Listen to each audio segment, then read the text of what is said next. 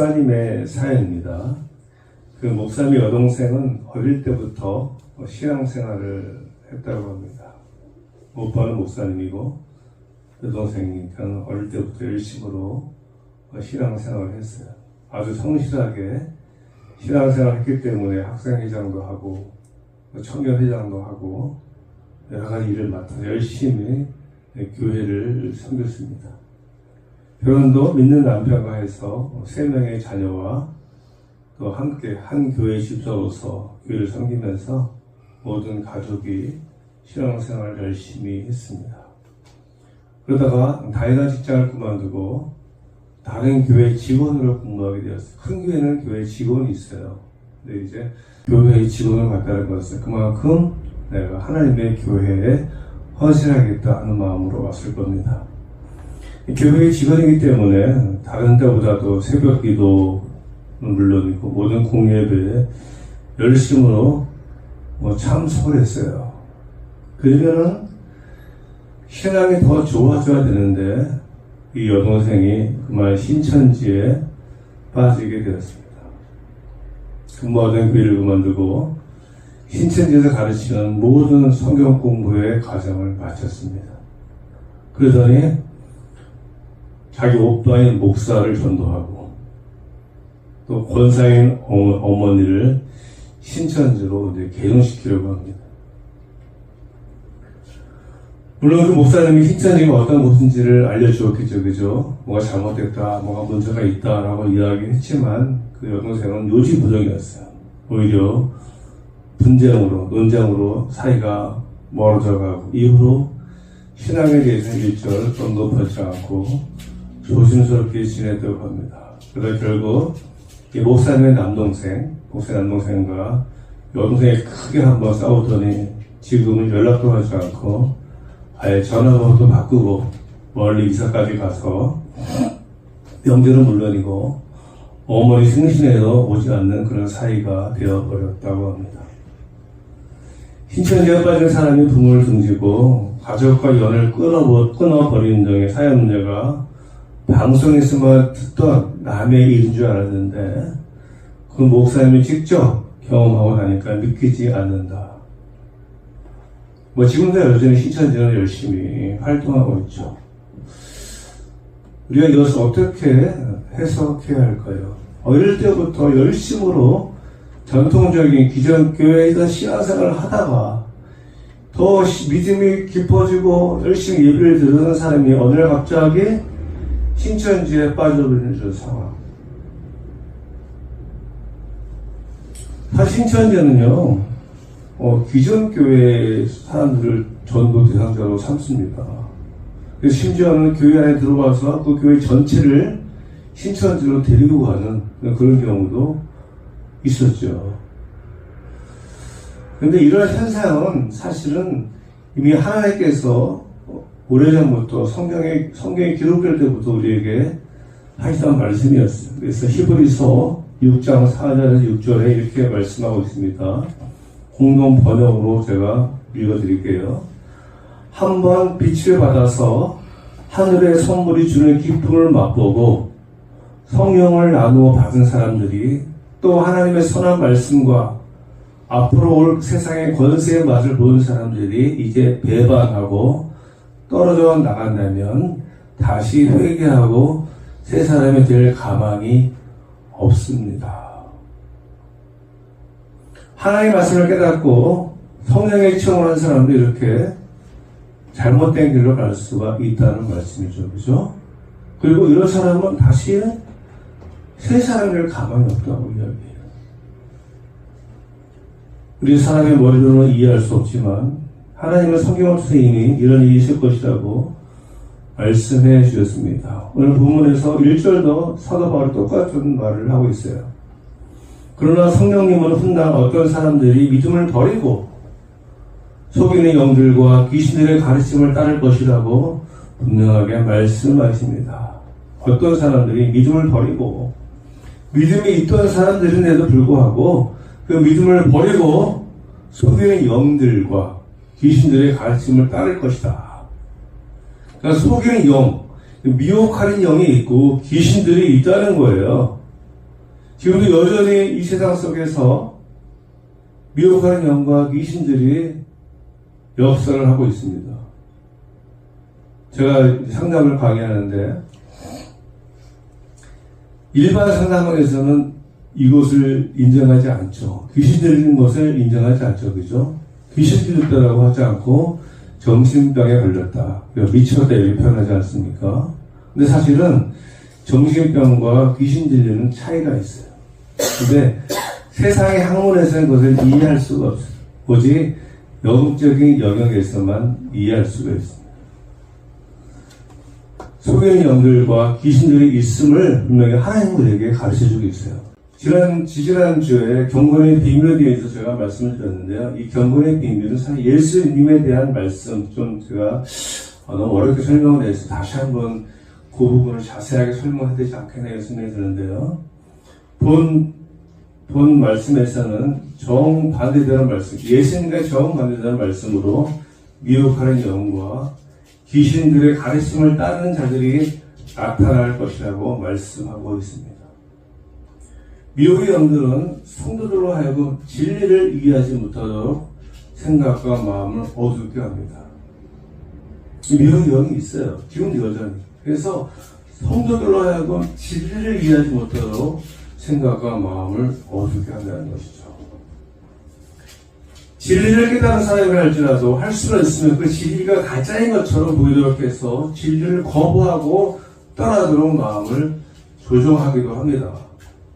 이것이 미혹의 영이 하는 일이죠.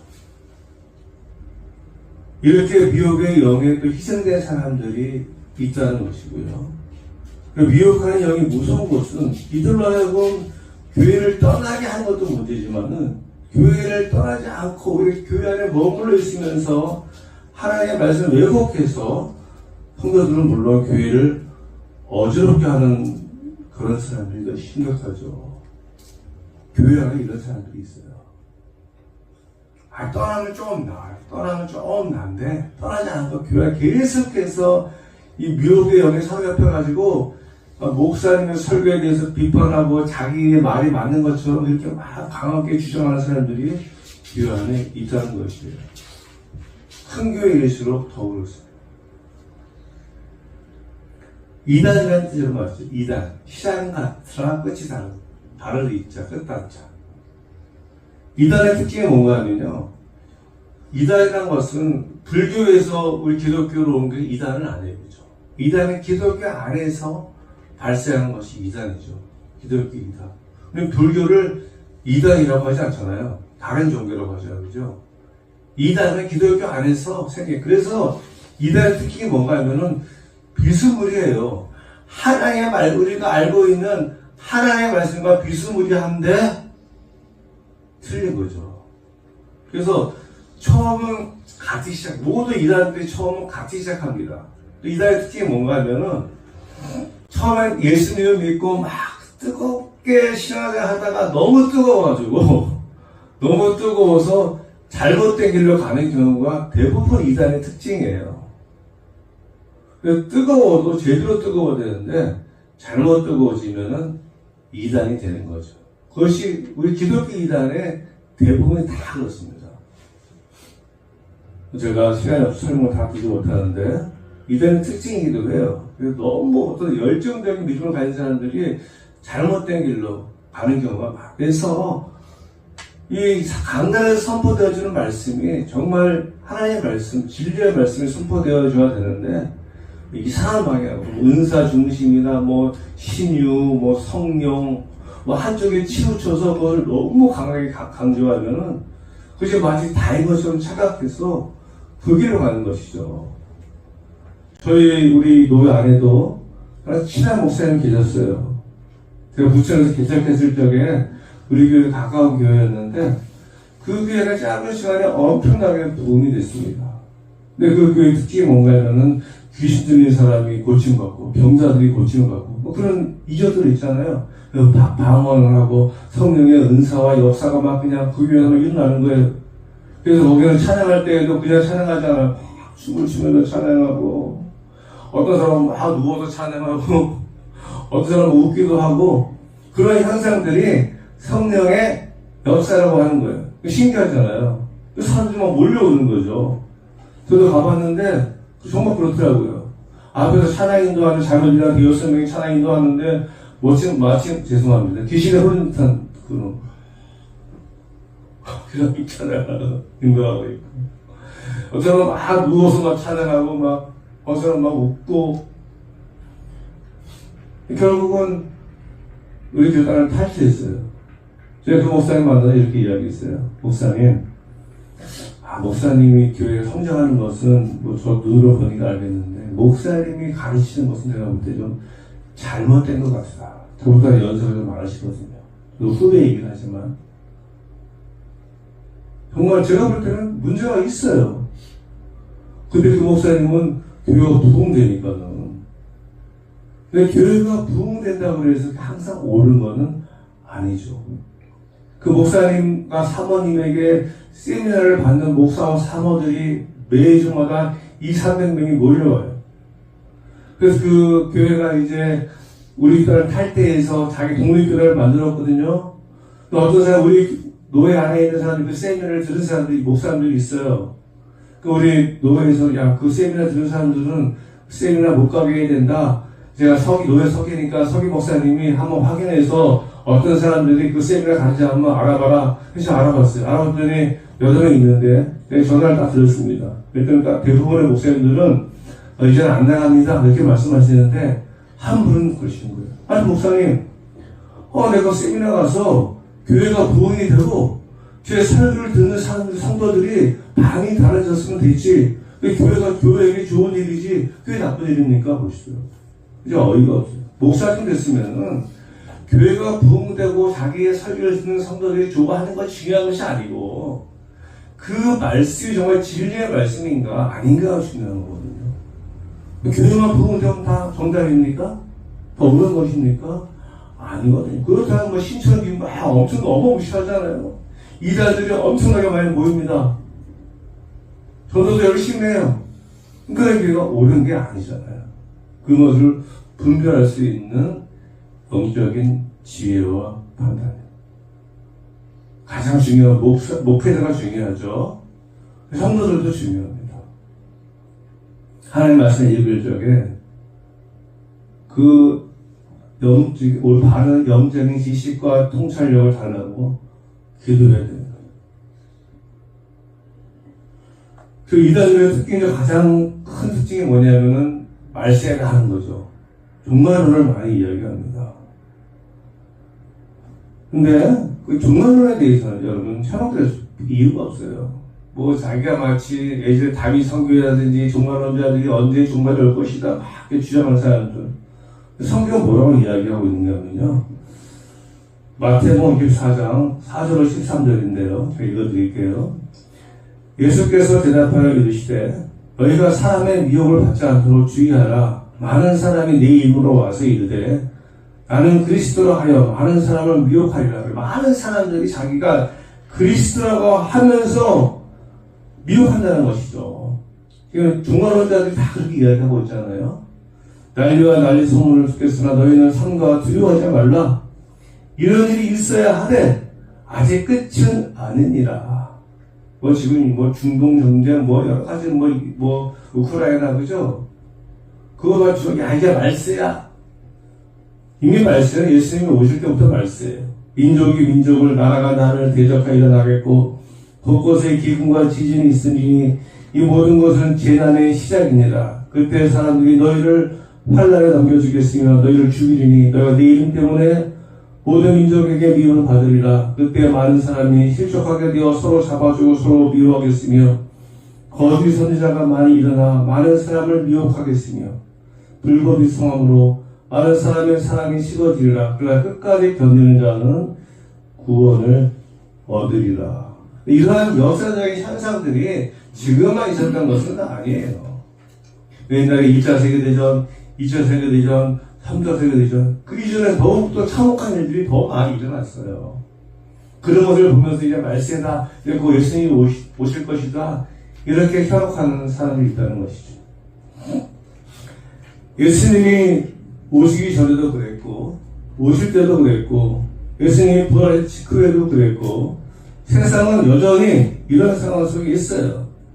그래 어떤 시대든 어떤 상황이든 신앙적으로 나태하지 않고 바로 깨어있으라고 주님께서 말씀하시는 거예요. 제도 영적으로 깨어있으라.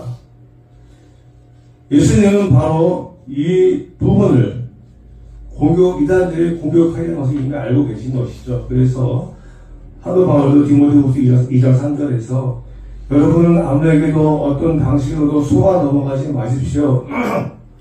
그날이 오기 전에 먼저 믿음을 배신할 일이 생기고 불법자, 곧 멸망의 자식이 나타날 것입니다. 세 번으로 말씀을 주셨어요. 사도 요한도 요한 1서 2장 18절에서 아이들아 지금은 마지막 때라 저 그리스도가 오리라는 말을 너희가 들은 것과 같이 지금도 많은 저 그리스도가 일어났으니 그러므로 우리가 마지막 때인 줄 아노라. 사도 요한이 성경을 기록한 2000년 전에도 마찬가지였다는 거예요. 그때도 마지막 때라고 했고요. 지금 현재도 마지막 때인 것이 맞아요. 왜냐하면은 예수님께서 부활하시고 승천하셔서 그때부터가 이제 말세라고 하셨거든요. 근데 마지막 때는 사실 아무도 몰라요. 사도 바울은 자기 양심의 파인을 맞아서 외식함으로 말미암아서 거짓말하는 미혹의 영과 귀신들의 가르침에 빠지지 않기 위해서 5절 이렇게 말씀합니다. 하나님의 말씀과 기도로 거룩하여집니다. 하나님의 말씀과 기도. 이것도 또 참 쉽지 않은 건데요. 다 이단들이 주장하는 게 다 하나님의 말씀이라고 하잖아요. 그렇죠? 성경을 막 이야기하면서 이렇게 말씀하시는데 이것이 옳습니다. 자기들의 교리가 옳습니다. 이렇게 이야기를 하잖아요. 그래서 영적인 분별력과 지혜가 필요한 겁니다. 우리 노회에서 인천 신학교가 있는데 제가 거기 강의를 하고 있잖아요. 근데 인천 신학교는 이제 전도사님들, 이제 전도사가 되실 분들, 목회가 되실 분들이 오는 신학교고요. 그 다음에 장로님들을 위한 장로 교육원 있어요. 장로 장교를 받기 위해서 우리 교단에서 6개월 동안 교육을 받아야 되거든요. 학습생처럼. 그 다음에 이제 또 평생 교육원이 있어요. 평신도들이 성경을 평생 동안 공부하는 거죠. 그래서 저는 이것이 굉장히 필요하다라고 생각을 합니다. 물론 이제 여기서 교회에서 주일에 예배 드리면서 설교를 들어요. 근데 저도 이제 예수 믿는 사람이지만 설교도 물론 중요하지만 더 중요한 것은 성경을 배우는 것. 창세기부터 요한계시록까지 성경을 바르게 배우는 것이 정말로 중요합니다. 그리고 한국에는 제자훈련이라는 것도 있잖아요. 제자훈련 말고 여러 가지 성경 공부의 방식이 많은데 사실 저희 교회도 그것을 한 적도 있죠. 한 적도 있고 지금은 못하고 있는데 저는 그것이 굉장히 필요하다라고 생각을 합니다. 설교 이외에 성경을 가지고 배우는 것. 3절 말씀입니다. 3절 말씀. 혼인을 금하고 어떤 음식물을 먹지 말라고 할 터이나 음식물은 하나님이 지으신 바니 믿는 자들과 진리를 아는 자들이 감사함으로 받을 것이니라. 무슨 말씀인가 하면은 미혹의 영들이 이야기하는 거예요. 혼인을 금하고 어떤 음식을 먹지 말라. 이 당시 사람들이 얘기했다는 것이죠. 왜 이런 이야기를 했는가 하면은 바로 그것은 이원론적인 사고받기 때문에, 즉 영과 육을 분리해서 영은 깨끗하고 육은 더럽다. 혼인은 육이잖아요, 그죠? 그래서 금지하는, 먹는 것도 육이잖아요, 그죠? 근데 그렇지 않다는 거예요. 이단들의 특징이 어떤 한 가지를 가지고서 막 잘못됐다, 잘됐다 이런 식으로 판단해서 그걸 주장하는데요. 성경은 뭐라고 이야기하는가 하면 음식물은 하나님이 지으신 바니 믿는 자들과 진리를 아는 자들이 감사함으로 받을 것이니라. 하나님께서 지으신 모든 것이 선함에 감사함으로 받으면 버릴 것이 없나니 하나님의 말씀과 기도로 거룩하여집니다. 그래요. 음식물은 하나님 지었기 때문에 감사함으로 더럽고 깨끗한 게 없다는 것이에요. 혼인을 왜 금합니까? 하나님께서 우리 아담과 하와를 창조하시면 뭐라고 말씀하셨죠? 생육하고 번성하라. 하나님의 말씀이 분명히 있음에도 불구하고 그들은 혼인은 육적인 것이니까 독신으로 살아야지. 여러분, 독신으로 사는 것이 거룩한 삶이 아닙니다. 하나님은 결혼해서 행복하고 번성하기를 원하시는 거예요. 그래서 우리 교회 다니는 사람들은 결혼을 이야기하는 거예요. 독신의 은사가 있으면 몰라도 그렇지 않으면은 하나님은 결혼하는 것을 원하십니다. 우리는 세상의 가르침을 따르는 것이 아니라 성경의 가르침을 따라야죠. 여러분 다 결혼하세요. 그리고 애도 하나만 낳지 말고, 요즘 세상에 하나만 낳아도 어려운데 하나님이 책임져 주실 줄로 믿습니다. 하나님이 다 이미 허락하셨기 때문에 감사함으로 먹으면 되는 것이죠. 이것이 우리 예수 믿는 사람들이 가지고 있어야 될 성경적인 가치가, 성경적인 마인드죠. 근데 세상 시류에 따라서 또 우리 삶에서 일어나는 모든 것들이요, 쉬운 것은 아니지만은 우리의 삶 가운데 일어나는 것들은 하나님이 허락하신 가운데서 일어날 일인 줄로 믿습니다. 나한테 좋은 일은 하나님이 허락하신 것이고 나한테 안 좋은 일은 하나님이 허락하시지 않은 것이다. 그렇지 않아요. 다 하나님이 허락했습니다.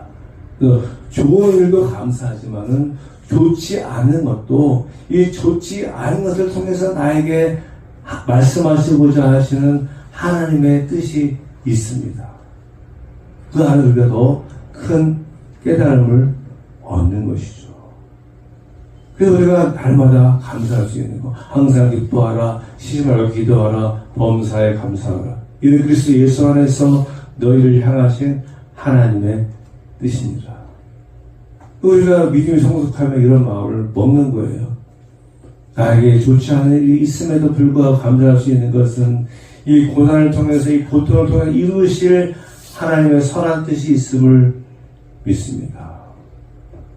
오늘 말씀을 전하면서 오늘 제목이 미혹의 영인데, 사실 우리의 마음속에, 우리 생각 속에 우리를 미혹하게 하는 하나님의 영이 아닌, 성령이 아닌 다른 미혹의 영들이 우리를 언제나 우는 사자같이 두루 사부일자를 찾아다닌다고 말씀하잖아요. 늘상 우리의 생각 속에, 우리의 마음 속에 이 미혹의 영은, 이 마귀는, 귀신은 우리를 하나님의 영이 아닌 다른 생각을 자꾸 누려, 다른 상황을 자꾸 우리 안에 누우려고 합니다. 그래서 우리가 말씀과 기도로 깨어있어요. 말씀과 기도로 깨어있지 않으면 그 악한 영에 사로잡혀가지고 마치 그것이 옳은 것처럼 끌려가고 따라가는 거예요. 그럼 예수 믿어도 우리 안에 힘이 없어요. 하나님의 말씀으로 다 무장되어 있으면은, 하나님의 말씀으로 전신갑주로 다 무장되어 있으면은, 그런 미혹의 영이 온다 할지라도 승리할 수가 있는데, 그것이 없습니다. 미혹의 영에 사로잡혀서 믿음이 있음에도 불구하고 기쁨과 감사와 즐거움으로 살아가는 것이 아니라 날마다 낙심과 아주 그냥 우울해서 삶을 살아가는 것이죠. 바라기는 우리가 말씀으로, 기도로 잘 무장돼서 우리를 유혹하는 모든 미혹의 영으로부터 승리할 수 있는 저희 여러분들 되기를 간절히 소원합니다. 기도하겠습니다. 하나님 아버지 감사합니다. 아무리 오랜 신앙생활을 해도 우리에게 하나님의 바른 말씀이 들어가지 않으면은 이 미혹의 영에 이끌려서 우리 잘못된 삶을, 잘못된 길을 갈 수 있음을 고백합니다. 바라기는 날마다 우리가 하나님의 바른 말씀과 가르침과 기도로 무장함으로 말미암아서 이런 미혹의 영에 유혹되지 않고 이끌리지 않고 성령의 능력으로, 성령의 인도함받아 살아갈 수 있는 귀한 성도님들 되게 하여 주옵소서. 감사드리오며 예수님의 이름으로 기도드렸습니다. 아멘.